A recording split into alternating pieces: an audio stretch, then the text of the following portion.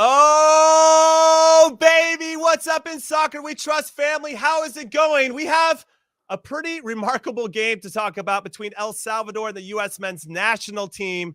So after you hit like and subscribe, let's get after it. Yes. What is up, everybody? Welcome to another exciting installment of In Soccer We Trust. I'm Jimmy Conrad alongside Hollywood Heath, Pearce, and Charlie Chuckwagon Davies will be joining us very, very soon as we break down all the exciting action and muddy action, I should say, from the El Salvador U.S. men's national team game and the Concacaf Nations League. Now, Heath, before we go anywhere, this ended 1-1, by the way, in case you didn't see it or living under a rock or don't have social media or whatever. It ended 1-1. Jordan Morris coming out of the blue. I thought after Granada having somewhat of a mixed performance, not doing too much, put a stamp on the game. I was surprised to see him come off the bench. He ends up getting a vital goal for us to salvage a result. That would have been the first loss for the U.S. against El Salvador since 1992. So a pretty big deal, Hollywood Heath. Yeah, it was a huge deal. And, you know, I think naturally the question is going to be, and I think there's actually been some questions in the comments of like, does this change Jordan Morris' status?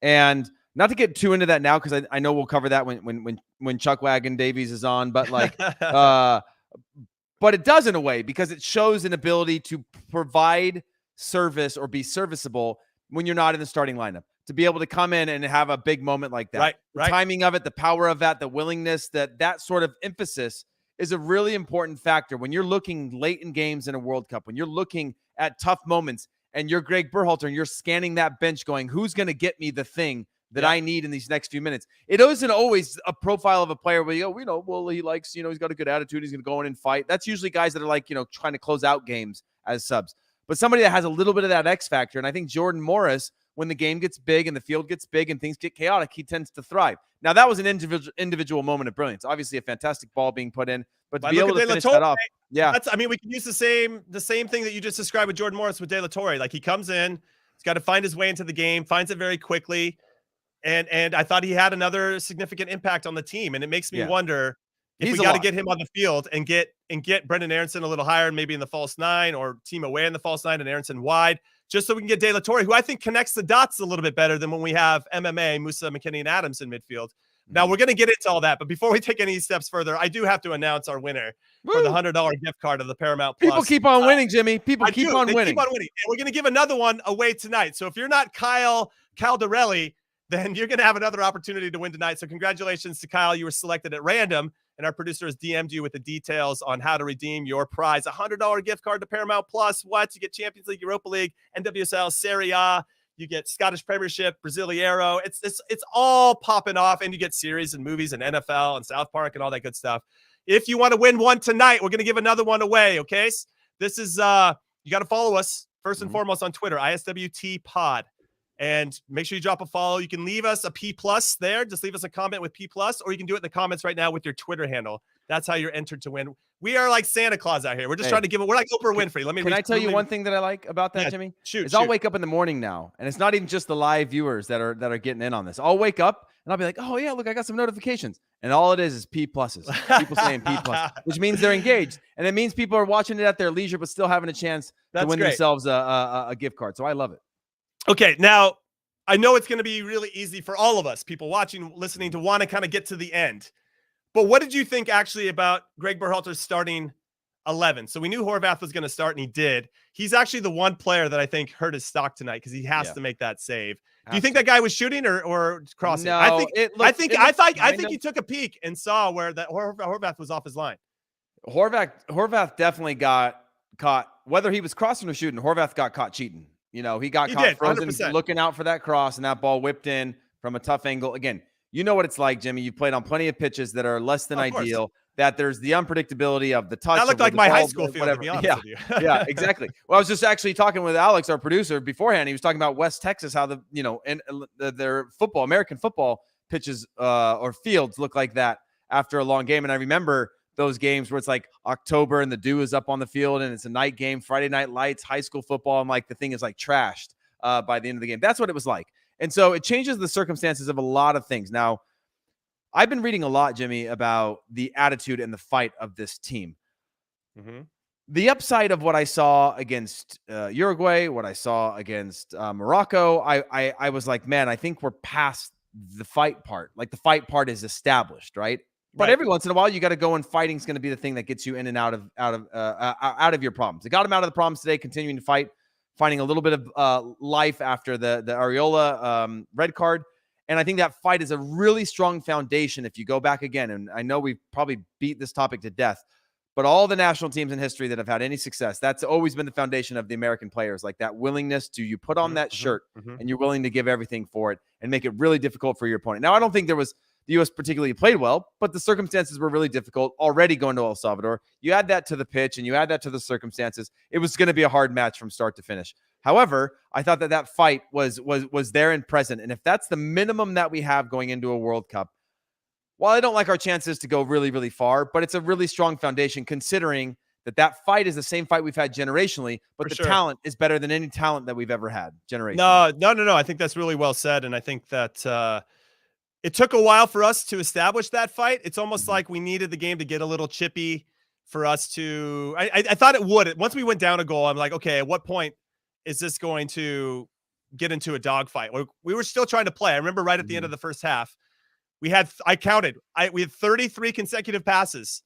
And where it started, were you Olaying? Were you Olaying in your living room, Jimmy? I was Olaying. And we weren't going anywhere. And then we lost the ball. And then 3 passes later, El Salvador has it, and our attacking third and draws a dangerous free kick. I was like, whoa, you still have to turn that possession into something. It still felt like we were trying to not necessarily play pretty, but still trying to make something of the game when there was nothing to make. The situation didn't allow for it to happen, given that the field and the situation. Now, to somebody's point, both teams have to play on it. So there's really no excuse about bad pitch, whatever. Everybody still has to play on the same thing. But before I go any further with my thoughts, though, I want to bring on Charlie Chuckwagon Davies. All right, let's bring on Super Chuck and see. I'm just going to add more and more nicknames to you guys as this continues going. I don't know. I thought he was going to pop on. I thought that was a really nice. There he is. There he is. There he is. I got the mahogany in my life. He's picked the wood grain room, Charlie. There was a lot of concern as to what was taking you so long. And there's a rumor that you're just kind of stuck between too many decisions, paralysis through analysis of what room you got too many rooms to choose from. Yeah. You and I have the same shirt on, but give us your overall thoughts on the game and what you saw. Yeah, I mean, it wasn't the best of matches to watch, but I guess I really was just curious in a couple of players, like individuals. I wasn't necessarily banking on the result. It was more, what does Haji Wright look like from the start? Dude, can I say from the why did he get subbed out after 45? That was a decision, man. He made that decision. That's like a sign. That's a sign. I was pissed that he got dude, give that guy at least 60. To be honest, though, you're playing for points in Nations League also. Like there is some significance to that. Okay. And listen, Ferreira came on after 5 minutes and got around the goalkeeper and had more. That play was already more dangerous than anything Haji Wright had created by himself, at least. He had that one thing on the end on the sideline that he did well. Sorry, I didn't mean to interrupt, Chuck, but I just was kind of pissed that he got taken off after 40. Yeah. No, I mean, he didn't help himself. Yeah. But and is it hard to evaluate though in the situation, given the field, the lack of possession? No, because I guess you look at opportunity as universal, regardless of opponent, regardless of field conditions. You get your opportunity, you take it.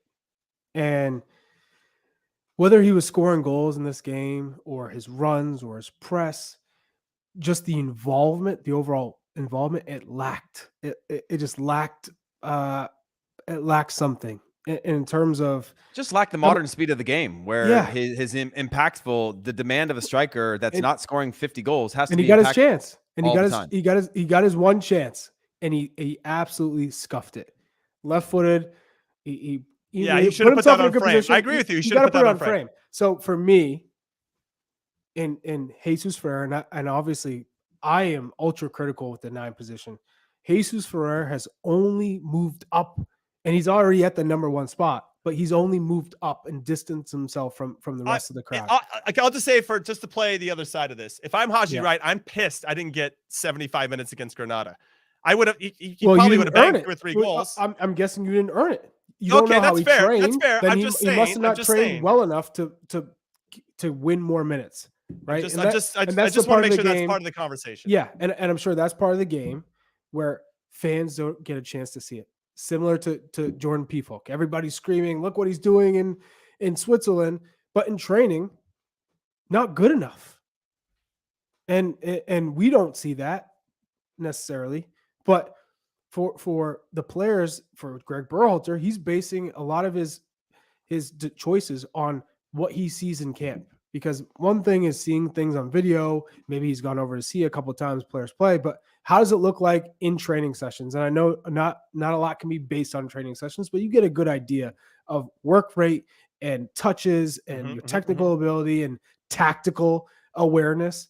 And obviously players didn't do enough to move up and win more time. Okay. No, that's fair. And I appreciate you saying that Jesus Ferreira definitely earned that opportunity against Granada. I like that angle a lot. So I appreciate you bringing that up. Now, Heath, let's go talk about the defenders. And I want to get Charlie's insight on this too. It was hard to evaluate them because outside of Horvath having a bit of a shocker on the goal, Cannon could have done better. I was like, don't tell me you're gonna let Reggie Cannon. No, I'm not gonna let him off the hook. But I just like it was. I was looking more center backs. But I was watching. I don't know. Yeah, I was watching this game with a couple of friends who are massive, like old school U.S. soccer nerds, like deep in the cuts of these guys, like known these kids since they were like 15, 14 years old, like can name any player in Major League Soccer that's close to signing a contract. And their whole thing they landed on basically was it wasn't whether or not it was again, the Ferreira example that you used, Charlie. That's the Yedlin example of like, Cannon has not shown me anything that makes him different than Yedlin, and Yedlin has the experience that at least I know what I'm going to get from him. And Cannon, who continues to get opportunities, has not gone above and beyond. Now, Yedlin's made mistakes throughout qualifying.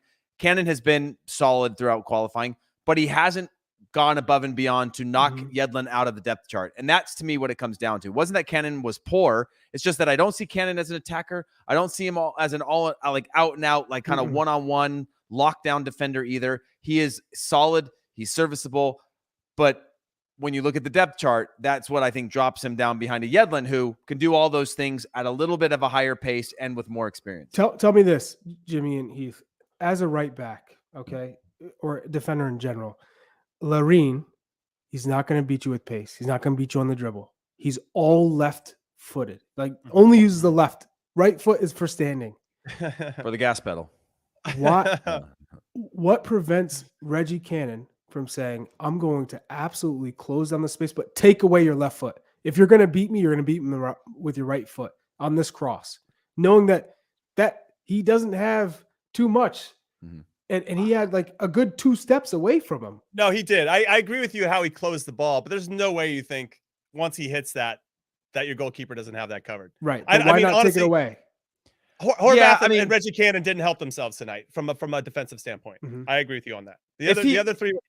If he was still a distance away, but if it was a cross into a dangerous position, he may have gotten a leg on it. That was like a shot near post that caught the goalkeeper cheating. But again, for me, I would say, and not to excuse him of any of this, on a pitch like this, obviously you get in one-on-one situations, you give yourself a little bit of buffer because if you slip or you overcommit or you get up underneath them, somebody who is decently tricky on the ball and they can pull you off, like in your skating out there, that puts you into a tough spot. So you tend to hesitate. It's not a good reason. It's not a valid reason, but it is, you're asking defenders like in that position, you're giving yourself a little bit more buffer to be like, I might have to like get out of this bind a little bit differently. So I'm going to give him a little bit in front of me instead of like overcommitting. And now he's got space in behind me, which it's all, he's not going to beat you. If it's a winger, I'd say, yeah. But do you think he meant to shoot it, Charlie? I think he meant to shoot. I think when you see the camera from behind, when you see it didn't look like a missed cross. You would have had a little bit more bend on it. I think that he took a peek before it. To your point, if Reggie Cannon had got out there quicker, he wouldn't have been able to pick up his head and take a peek at what Horvath where was he standing. I think he just went for it and just said, you know what, I'm going to swing it as hard as I can, and maybe they'll go in, and it did. I would love. I don't know. I would love to give him the benefit of the doubt. I do too, but I'm just like, but I think he's just hitting it. You don't think he's out at the touchline looking to hit a banger near post, Charlie? That is a real terrible cross, though. That's just. He hit it way too clean for it to be a bad cross. It was a goal, and you're spot on. It was a terrible cross that ended up as a goal. I don't know. Maybe I'm giving him too much credit. What El Salvador player have you seen shoot from that distance? Striker, attacker, and there you're gonna tell me a left back? I don't know, man. Is shooting from 40 yards, 30 yards. He's about to get signed to the San Francisco Glens, huh? Yes. You just got yourself a new player. I got myself a new player. Oh God. Okay, but it just seemed like he hit that pretty clean for a cross. Yeah, It wasn't the usual like cross that goes in the goal where like they're whipping it in, but it's like moving away. All like it's, I want to agree see it again. Let me see it again. I want to see Yeah. it again. At some point, I'll have to look at it again. So center backs, pretty solid, all things considered. Not surprised to see Aaron Long start his 4th consecutive game as Greg Berhalter's favorite player. I know that Walker Zimmerman had an MRI from what I heard behind the scenes, just to kind of check on a foot or a knee thing. Everything's going to be fine, but they didn't want to risk him, obviously. So Aaron Long gets his 4th consecutive start. Eric Palmer-Brown, nowhere to be seen. That probably doesn't bode well for him. It looks like Cameron Carter-Vickers has kind of moved into one of the top 4 spots. I mean, right now, after these 4 games, I would say it's Zimmerman, Long, Cameron Carter-Vickers, and Chris Richards is kind of my 4. I think Palmer-Brown might be out, McKenzie out, all the other guys out. That's I don't know. Charlie, I come to you. What are you thinking about the center back position? At the moment, yes. I still think Mark McKenzie can play his way into this team. So can Eric Palmer-Brown potentially. He's just, I don't know. Man, we got 180 minutes left. That's it. 180 minutes yet. Take it for what it's worth, by the way. But Mark McKenzie was told, I'm bringing these guys in because I want a fresh look. I want to get a good look at them. This is why Mark McKenzie wasn't brought in. Now, we all know that we've been told a whole bunch of things in our life that may be true, may not be true. I want to give you a vacation. Yeah, I'm going to give you. You've earned it. Hey, you look tired, man. You sleeping much? Like, I'm going to let you have a little time off. You know, no, like take that with a whatever, a pinch or a grain of whatever. But if he goes back and he's playing, Greg Berhalter also liked Mark McKenzie at a certain point when Mark McKenzie was already not playing, right? He's got managers, coaches, they have things that they see in people that you can't talk them out of, and things that they like that sometimes will make us, when you're competing for a spot or watching it as an analyst or in any circumstance, you go, man, that person's crazy, because they see, but they have their ways. They have the people that they trust, they believe in, and trust is a big thing too. Okay. But Heath, do you agree with me on the 4 center backs right now as it stands? Yeah, I mean, I don't think Chris Richards has established or built any rapport in this national team yet, by the way. I think he's still a young green potential. He hasn't had like an outstanding, I haven't seen him have one lights out performance for the national team. No, that's true. But he's playing week in and week out when he's fit and healthy for Hoffenheim, who are a big club in the Bundesliga. So there is apparently they're working on getting him back. So when I think about that, to the trajectory of the player, the pathway that he's on, yes. But in terms of his performances with the national team so far, there hasn't been one performance where I go, okay, now he's competing or challenging for something. It's always been like, okay, steps forward, but not like, okay, now he's like Aaron Long inserted himself into the conversation. Greg loves him, whether it's performance-based, but you could see the instant trajectory of Aaron Long when he's back, he's fit, he's healthy, he's in. Walker Zimmerman jammed his way in, and now he is like well established. I haven't seen that from the other guys. Cameron Carter-Vickers, I do think falls into that. Eric Palmer-Brown, I thought would, but I'm kind of mixing what Greg's showing us and also what I've seen. Hey, shout out to the comments right here. Julia C, who's always in here. Laren said post game interview that he meant it to be a cross. It was a cross. Well, there you go. That's what I said. I said Fine, it was a cross. Well, fair play to him actually admitting that. Most guys wouldn't. So I'll give him all the credit in the world for making that happen. That was a clean ass cross. Though. He must be friends with Horvath, huh? He must be friends with Horvath. Because he didn't help Horvath at all. By the way, fluke situation. That's unfortunate for Horvath. Now talk about the midfield. Yes, please. I had a good conversation here with a friend that I was watching this with about how MMA, Musa, McKinney, and Adams has worked really hard together to qualify us for a World Cup, and they should get to see out that World Cup.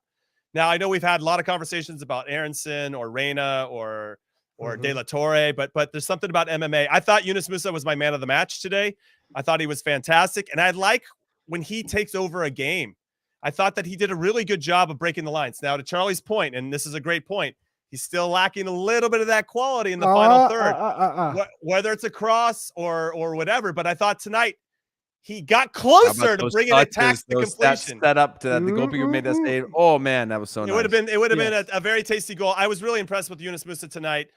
And I think MMA will probably be our starting. The more I see it, the more I think that that's probably the way to go. But if we don't have an effective number 9, not to say Ferreira is not the guy, but I still feel like I still want to see Team away at number 9. That's all I want to say. But with regard to MMA, De La Torre, I thought was great off the bench. Again, he has a significant impact. As Heath said prior to you coming on, Charlie, when we're talking about Jordan Morris, when Greg looks at the bench, he's got to look at guys and be like, that guy can give me this in this situation. And J-Mo showed that tonight. De La Torre's shown it a couple times, whether as a starter or as a super sub. So Charlie, I'll come to you first on this midfield. How did you think the guys played tonight? They didn't play great, but I will say Weston McKennie, we saw his quality, big difference when he's on the pitch. Like he shows that he can be that 8 that's going to be creating, and he's not afraid to play those difficult balls, and he has the quality to play those balls in between the lines and have that killer pass. Yunus Musa, yes, he didn't score, but he gave me more in the attacking third. He showed like the ceiling is so high for him that I believe he can be that playmaker, that goal scorer, the one who's facilitating on midfield, who gets assists. That's the midfield. There is no doubt MMA is the starting trio come Qatar. And you wouldn't want anyone else to kind of get involved tinker with that, right? At all. But I would say Luca De La Torre, awesome super sub to come in to change the game, give you a different dynamic. And Gio Reyna, whether he's on the right side and gets back to being in full fitness, or maybe he's that super sub too as well. I mean, the fact that you have 2-3 players who can come in and change the game, that's massive for this. Yeah, group. It's massive. It really is. It really is. Yeah. And Heath, are you feeling the same way? Yeah, I it's hard to argue otherwise. I still really like a look or a version of Brendan Aronson in the middle of the pitch, but if not, I have trouble putting him on the wing over Timo Weah. And I guess I'm jumping quickly to no, Timo it's fine. I think it's a nice segue. The point being that Timo Weah, he just makes the game predictable for this team. When he gets the ball at his feet, he gets up to full speed. He squares up a defender. And when you're a defender, and actually the defender made a couple of really good defensive plays against him, it is so hard to defend against when somebody squares up on you instead of running you down. And that's a different part of his game that we're starting to see now. Instead of running just to the touchline, now he's kind of taking that touch inward and running at players. And just having a player that can really push you. Now, again, wasn't great tonight. Didn't do it well tonight. Didn't get behind or beat his defender more often than not tonight. But that willingness and that tent and that confidence, I think, is a really important thing. Even on a night like this, you can see the willingness to do that as opposed to, oh, okay, he doesn't do it the first time and then you disappears for a half. And so it's hard for me to see where Brendan Aronson fits if it's not in the midfield or it's in the center of the park as a starter within this national team. But again, Brendan Aronson's another one that I'm like, Greg Berhalter can look at him at any point and be like, yeah, you fit into this team as a sub, right?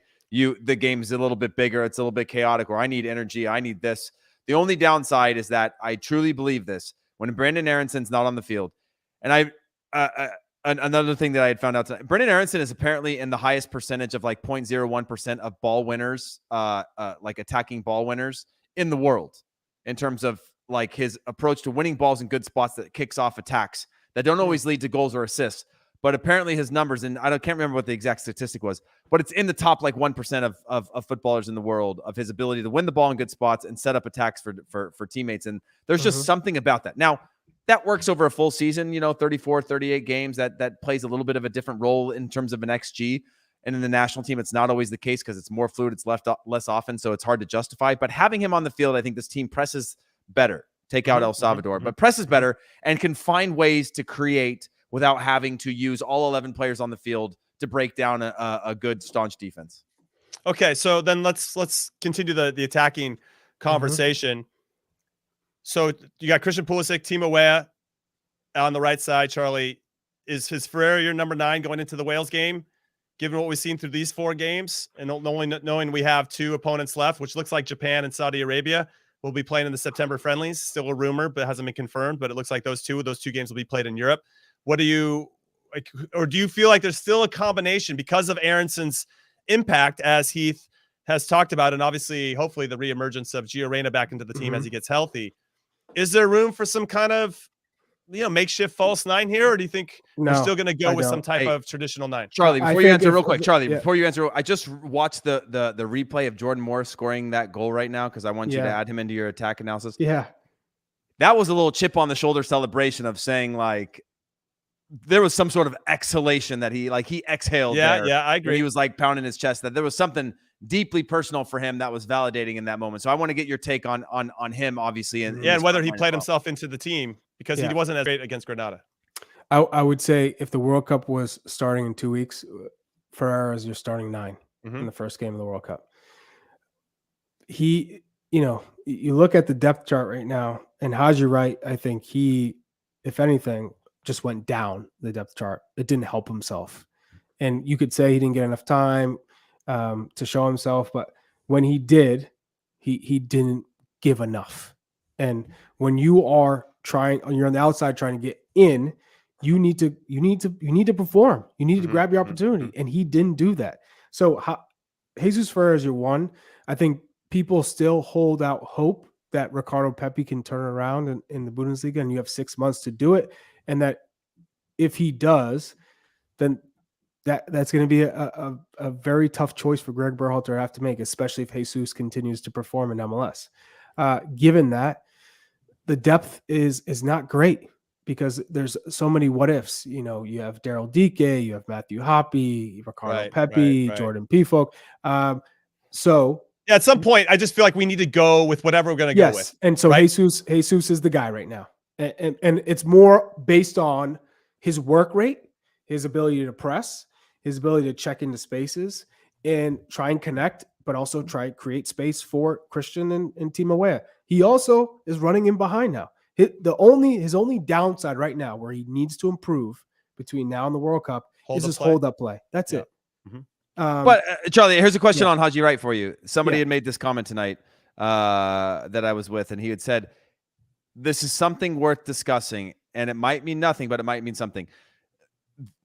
When you looked at like going into the halftime, 44th, 43rd minute, you had 11 players on the field from the U.S. team, and 10 of them were covered in mud. And there was one player, and that was Haji Wright, that hadn't had a scrap of mud on him in that game. Does that mean anything to you in terms of that willingness to scrap, or is that the fact that we couldn't find him in good spots? Or I'm using it anecdotally, and not literally, but like I think it just signals his lack of involvement.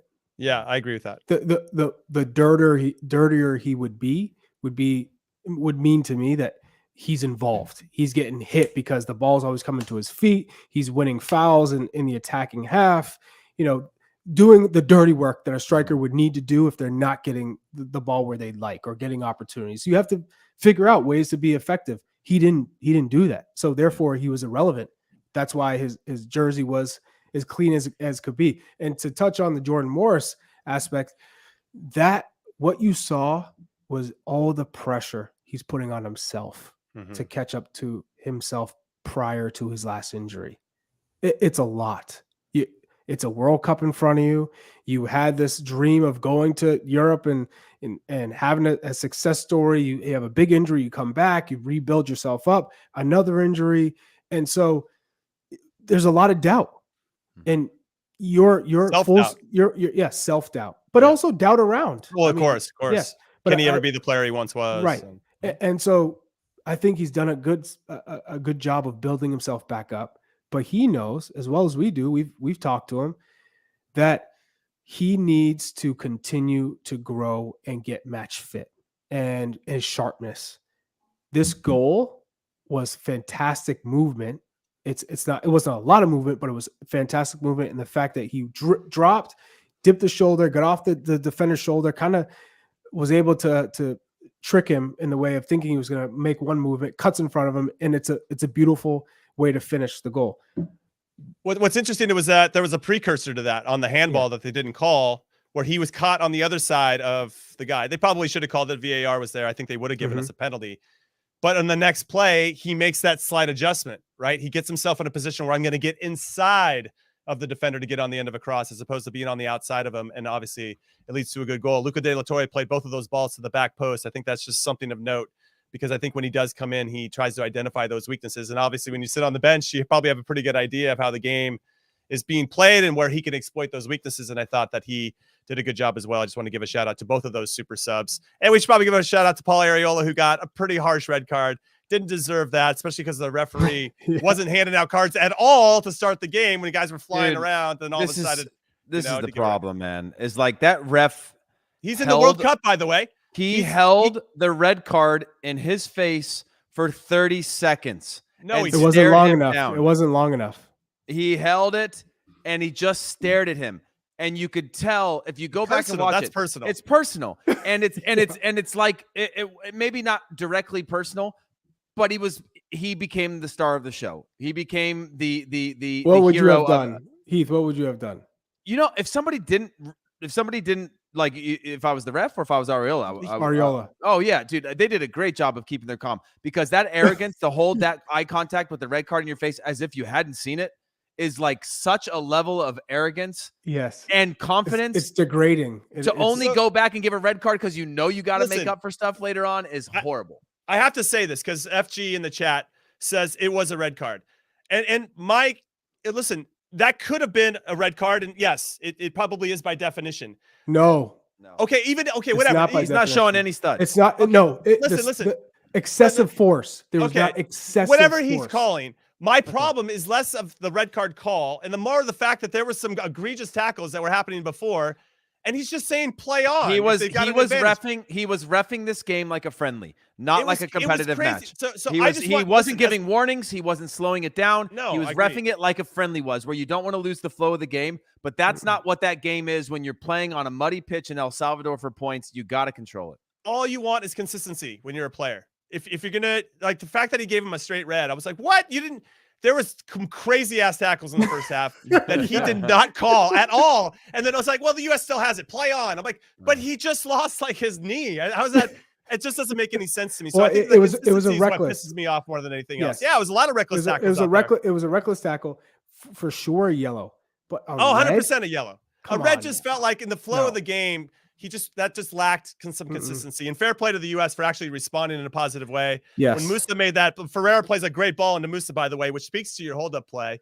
Gets the ball in a good transition spot and plays Musa through, which ends up setting up a red card for El Salvador. And obviously getting back onto equal terms really gave us that advantage. Did we have any red cards in qualifying, by the way? I never got any red cards in qualifying, but I did get one of my last national team game. That referee, remember in LA, Heath, Archundia, that guy hated me with a passion. Oh, that was against Honduras, right? He gave me 2 yellow cards in 15 minutes, and I was the captain, dude. Like, was one of those like a handball on the goal line or something? It wasn't a handball. Listen, I'm not. He's obsessed with me. Easy. You know what? I don't even want to get into this. We're gonna take our first and only break. When we return, we are gonna look forward Einhorn is Finkel. Finkel is Einhorn, and Einhorn is Finkel. When we return, though, we're gonna break down Costa Rica getting into the World Cup. Shout out to the Ticos. We'll talk about MLS getting a huge mega deal with Apple TV. And of course, we'll get our final thoughts for this edition of In Soccer We Trust. So don't go anywhere. I found this flaw. There's a loophole that the lottery didn't see, and I won $15,000. Here we go back. The more we bet, the better the odds. We're betting $500,000. Go big or go home. Are you guys drug dealers? We're professional lottery players. That isn't a thing. It is now. Jerry and Marge Go Large. Rated PG-13. Welcome back, everyone, to In Soccer We Trust. I'm Jimmy Conrad alongside Charlie Davies and Heath Pearce. And not only are we going to discuss Costa Rica making it 4 Concacaf teams at the World Cup, let's go, and also this new mega deal with MLS and Apple TV. Lots to unpack there. We'll give you our brief thoughts on that. But also England getting smoked by Hungary. Yes, England plays in our group in the World Cup, and they lost at home to Hungary 4-0 today. So hopefully Greg Berhalter and the staff took some notes. I think Hungary's kind of the bogey team for England. They always seem to struggle with them. So I think we got to figure out how they're setting up, what they're doing really well. Come on, you Gunners. Matt Turner, starter for this. Yes, Ramsdale. That's exactly right. Ramsdale was in goal for England, gave up 4 goals, and maybe Matt Turner's the guy. Maybe he can supplant him there at Arsenal. Now, before we take any steps forward on anything else, though, I do want to talk about Paramount Plus. We just handed out a gift card to Let me get his name right here. That's right, Kyle Caldarelli. Congratulations to you, Kyle. Let's go, We're Kyle. giving away another P plus $100 gift card to Paramount Plus. All you have to do is follow us on Twitter, ISWT Pod. So whether you're watching this live or listening to this later, go find us on YouTube. Put your Twitter handle and P plus in the comments, or on Twitter itself. Just write P plus. Make sure we're tagged on it, ISWT Pod, and you'll be entered to win, because we're trying to hand these things out like candy. We're like Oprah Winfrey over here, and we want to make sure that we're taking care of the community that's taking care of us. We really appreciate you. All right, Heath, let's talk about the Ticos. Joel Campbell scores in the 3rd minute. Kind of necessarily a broken play, but a throw in off the sideline, get around the corner, cross. He's like in between 3 players, gets enough on it, gets into the corner, and the Kiwis don't have any answer. But we get to see the Ticos, led by 36-year-old Brian Ruiz, who probably is a little bit slower than all of us in the World Cup. This is kind of a last hurrah for a lot of those guys. Pretty cool to see the Ticos make it once again. It's incredible. I mean, if you think about going again to the final day with Panama, it shows sort of the quality of CONCACAF in different ways. Like Costa Rica, when you look at them, when you watch them play, they just have an ability to find results, right? Scoring in the 3rd minute and then just grinding it out for the rest of the way with players that are experienced. I thought was a fantastic finish for just the region as a whole. Obviously, not wanting to give up that spot or lose that game to a New Zealand side who, only struggled with Tahiti on their way to this final game, winning 1-0, and then kind of battered everyone else on the way to this match. So great for the Ticos, great for the region, great for Major League Soccer, as a number of players are domestic as well. And so just great to have 4 teams from CONCACAF in the World Cup. All right, so let's look forward to their group, because their group arguably is the group of death, Charlie. We got Spain. There'll be 3 after the group stages. Yeah, Spain, Germany, Japan. And they might be just having a cup of coffee. Maybe the achievement is just qualifying for the World Cup itself. Doing anything outside of that is going to be a bonus. Yeah. So what are your thoughts on their group? Because that is extremely difficult. They play Spain first, just so everybody knows. Play Spain first, then Japan, and then they play Germany last. I don't know if that makes any difference for you and your thoughts about this. well, in the way they play, the style of play, the games are all going to be close. Yes. So they have a shot to have some upsets. Now, do I think that's going to be long-term success? No. But really, it was to give the country hope and to get into the World Cup. And we knew that's how they were going to play. Defend. They conceded possession to New Zealand. New Zealand's not known for keeping the ball in possession and breaking you down. But Costa Rica had 33% of the ball because they just defended. And what played out, I guess what really played into their hands was the fact that they scored early. And if they can score early, knowing that that's the strength of their team, we're just going to defend, then I think giving New Zealand the ball was not a problem. It almost worked out for them, because they just said, keep coming. We're just going to defend. We have Keylor Navas in goal. We're all set. So Joel Campbell, he came up with a big goal, and then they just defended. So I'm excited for Costa Rica, but realistically, probably the only result they're really going to get is against Japan. So if Navas, that's a possibility, Navas could stand on his head. He could pull a Courtois and just make some incredible saves. 3 draws. They could get 3 draws. New Zealand did that back in 2010 and didn't get through the group. They didn't score any, and they didn't give up any, which is a pretty unique record in World Cup history. But this group of players, some of these players, were part of the 2014 World Cup group of death, which had England, Uruguay, and Italy in it. And Costa Rica won that group. So I think maybe because they're all 8 years older, this might be a bigger task for them, Heath. But it's not outside the realm of possibility, especially if Navas, does what he does, which is make big saves on a regular basis. I just think, I don't know. It's going to be tough. You go back and watch Portugal play in the Euros in 2016. They won 1 game in the whole tournament in regulation time. That was it. When they beat Wales 2-0 in the semifinals. Every other game, they drew or they won like 117th minute, and they won the Euros. Now, I'm not saying Costa Rica are going to win the World Cup. That's not going to happen. But you can see difficult ways in which Portugal would make it really difficult for opponents and then find a way. And they also had Cristiano Ronaldo. Yeah, they got Alvaro Saborio. He was a MLS Cup winner and a Golden Boot winner in Major League Soccer. So, oh my God, he just happens to be 40 now. Hey, don't hate on Saborio. I mean, I'm not hating on him. No, he's got it. And Joel Campbell, was going to be He's a baller. A huge play at Arsenal. Didn't get to quite that level, but like again, they just have that experience, and they're sort of, if you looked at them halfway through World Cup qualifying, they just sort of started playing with house money, and it played a different way where they just have gone on this run. And you take that to a World Cup, it's not like there's such a far gap between them and their opponents. I mean, there is a pretty large gap between Spain and Germany. We saw Germany last World Cup, same thing. One of those, Spain or Germany, is going to probably fall off in this World Cup or underperform, even though they're both in great form right now. I guess I'm trying to get to find as many excuses to say that Costa Rica has a chance to get some results like Charlie mentioned. There is a way or a pathway there. And Costa Rica, of all teams, have been doing that now or had that mentality now for the last 6 months or so, and it's been working.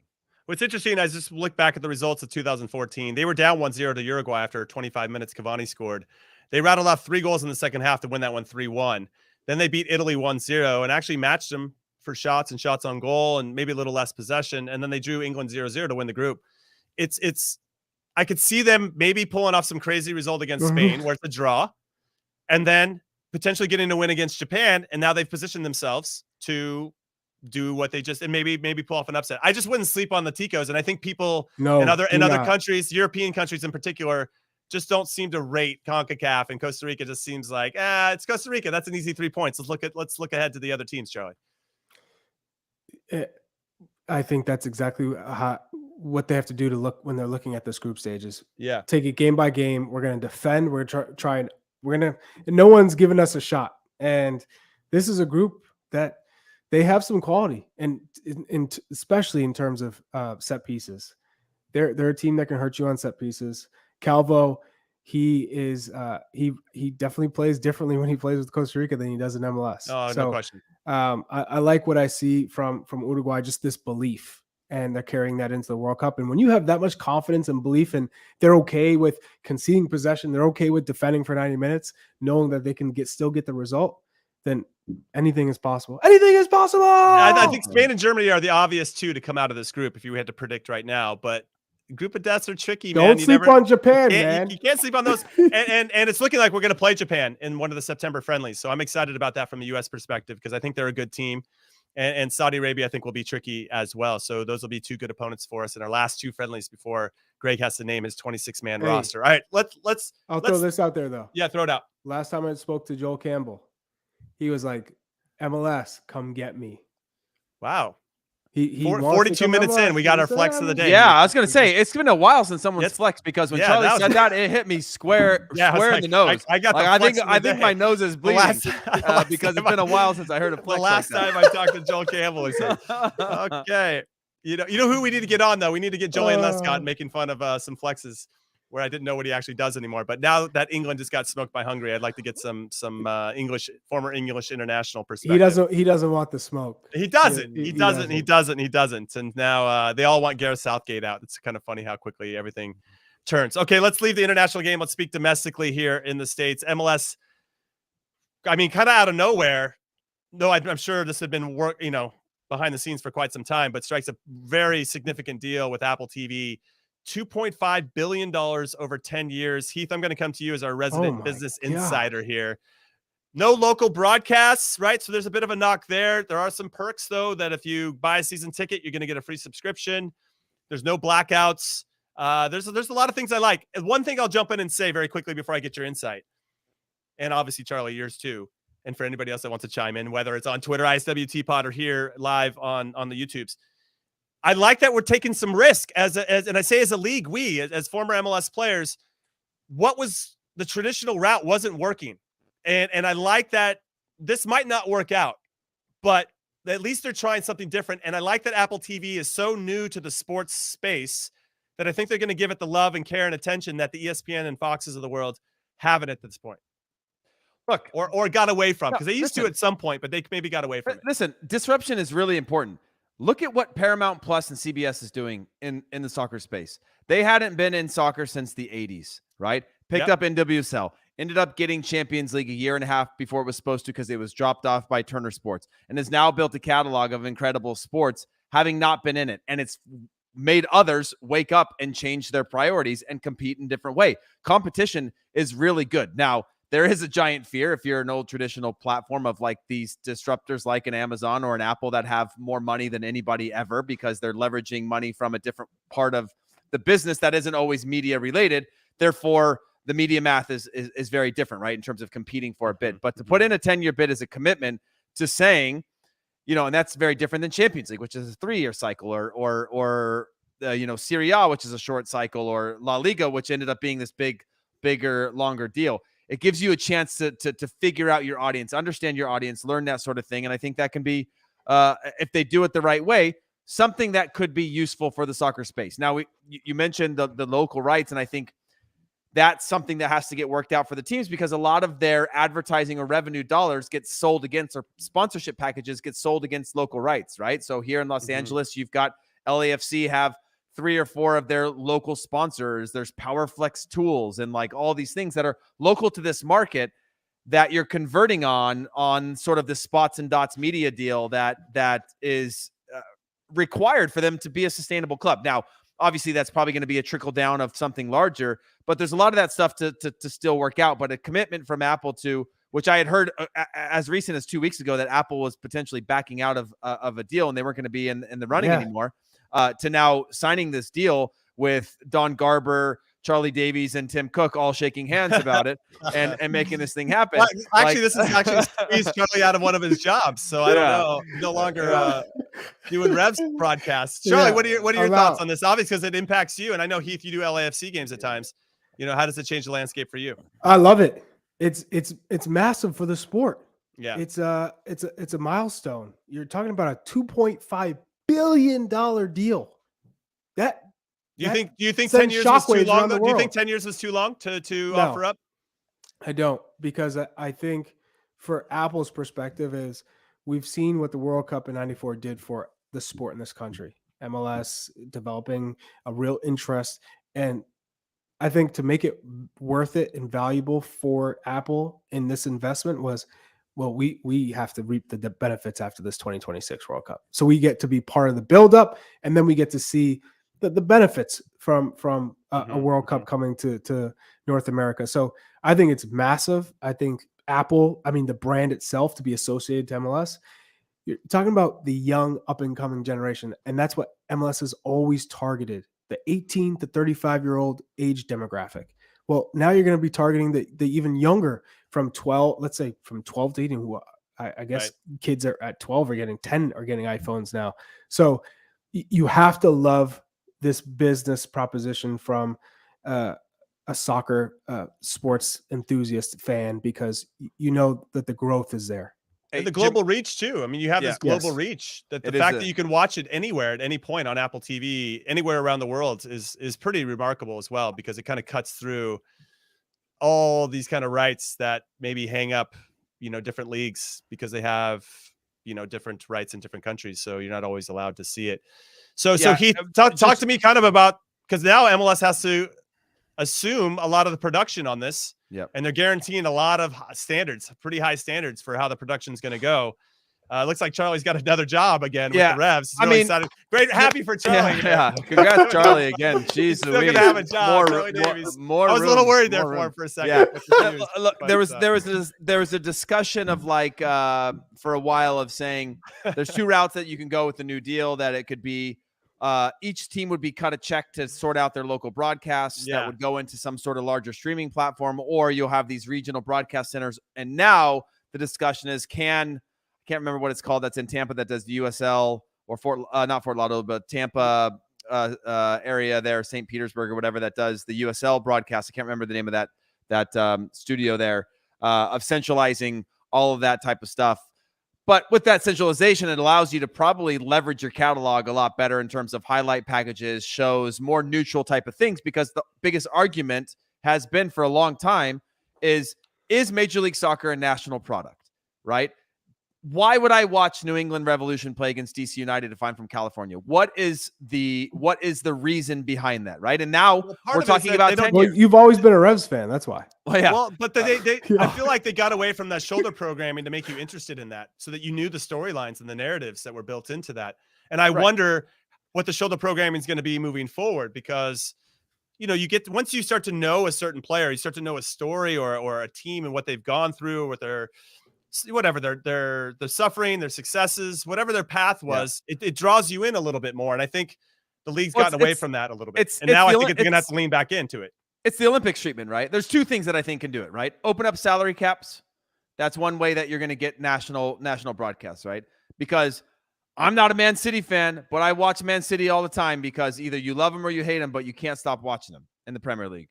And that doesn't make me less of a fan of Arsenal. So the quicker MLS can get to a point where you have a few of your Yankees, Red Sox, your those types of things of what you stand for or whatever, or allow teams to really compete on a different spectrum. And by the way, I think a lot of the owners would be okay with that, that sort of model, because it establishes something a little bit different than every year, every team thinking that they can win.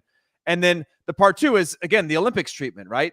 F1 is what it is because of Drive to Survive. It's not because of people loving to watch racing. It's because it humanized everything on the inside, and it gave you an inside look. It's the All or Nothing series. It's all those types of things. Then now you have a platform and you have a built-in audience baked into Apple TV to be able to do that. Now, I will say the downside is that it will not be available on that platform without an additional subscription. So while you get the subscription with a season ticket, you will have to buy an additional Apple subscription that is like the Apple TV Plus or something like that. It's an additional subscription amount to get on the platform to see the games. Are they? I didn't see that. They're hiding that information. That's Jonathan Tannenwald actually posted that later in today when they were trying to clarify what it all means for the subscription. Is that it's not? It'll be an additional kind of tiered, like a tiered subscription. Yeah. Oh, you're unhappy about that, Jimmy. I could tell. Well, I was like, that was a really cool perk, and now I'm a little disappointed that there's still an additional cost. It's plus. It's Apple plus. Yeah, it sucks. Now my parents have to spend $5 more a month for me to use their login. I have to pay $5 more to watch Charlie Davies talk about the Revolution. You know what I mean? on Bob Kraft's NFL turf. You know, like yeah. Oh man, that is intense. All right, guys, I'm coming to the end of this show. I think everybody is we're getting to that point. We're getting a little crazy, and I know it's really late there for Charlie and his pajamas that he's wearing. It's only 1 in the morning. It's only 1 a.m. So let's go. Final thoughts of this In Soccer We Trust episode, the recap of our 1-1 draw, U.S. men's national team versus El Salvador. Charlie, I'm coming to you first so you can go to bed as soon as humanly possible. Yes. Happy that some players stepped up, and one in particular is Jordan Morris. I mean, we've seen the struggle he's had to kind of endure over the past. I don't think everybody appreciates that struggle, by the way. I don't think they know his story, which kind of speaks to what we're talking about. Especially because Charlie was saying send him home. Charlie was saying send him home after the last performance, and now he's Charlie doesn't love. He didn't do it. I mean, he justifies his call up with that goal, but Haji Wright disappointed. In terms of the expectations, Reggie Cannon. Horvath, Reggie Cannon. So JMO's stock went up for you. Yeah, Musa it did. Solidified. I think JMO's still on the bubble. Yes. He's on the bubble. He's on the bubble. The 26 help. The 26 roster helps him tremendously. Okay. But as a coach, if you're a manager and you're watching players, you're giving them substitute appearances. If they can come up with moments like that, that's going to stick in your mind. That's going to resonate with you when you're thinking about, if we're down a goal here, who can I put in to make a difference? If we're just whipping crosses in, that moment of him making an adjustment to win the header, to put it in the back of the net, I'm going to be like, okay, we're down a goal. The team's bunkering in. I need someone who can get on the end of this cross. Jordan Morris is going to go in. So that helps him, especially with the struggle at the 9. Cameron Carter-Vickers, I thought he did himself just by being solid, right? Yeah, not making any mistakes, right? But I don't think we really answered any real questions. It still puts us in the same position where we got to wait for 6 months. We got to see how things play out. Okay. Yeah. No, I mean, you're right. There's still club form is going to dictate, I think, some of these questions that we have some answers for. Heath, final thoughts. Yeah, I'm on the same line of like looking back at these last 4 games. I know we're gonna have plenty of time to talk about the window as a whole, but like just looking back, thinking like I was pretty pissed off about these 2 games that we had to play. And then now seeing sort of a breadth of circumstances. And when you're a coach, you want to go through a bunch of different things, not the same repetition. You know, something gets thrown at you differently. How do your players react? How do they rise to the challenges that present themselves, especially in real time? Going down a man, those types of things are real things that could happen in a World Cup. Those are real things that happen in qualifying. And so for them to come through that and do as well as they did, I'm satisfied there. But similarly with Charlie, I'm still left kind of with more questions, and I don't know if I'll ever have those answered. You know, which is how many bedrooms does Charlie have in his house? And not in the next 10 years. Yeah, not in the next 10 years. Yeah. As Apple TV bankrolls Charlie's new mahogany. I appreciate that. All right, my final thought for everybody is that we're coming back at you on Thursday, but it's going to be a little bit later because on Thursday they're going to announce who the World Cup cities are for both Canada, all 3 of Canada, Mexico, and the U.S. And we're going to break that all down after the announcement. It's going to be happening at 6 p.m. Eastern, 3 p.m. Pacific. Join us live for that or catch us on any podcast platform of your choice. Make sure you hit us up on Twitter, ISWTpod. Make sure you leave us a little P+. So you're entered to win the $100 gift card. And that's all I got. We're going to come at you on Friday as well. So a lot of In Soccer We Trust action coming your way this week. And we love that you are part of our journey. So on behalf of producer Des, producer Alex, Charlie Chuckwagon Davies, and Hollywood Heath Pearce, I'm Jimmy Conrad, also known as El Guapo. And we will see you guys very soon. Thanks for watching and listening. Later.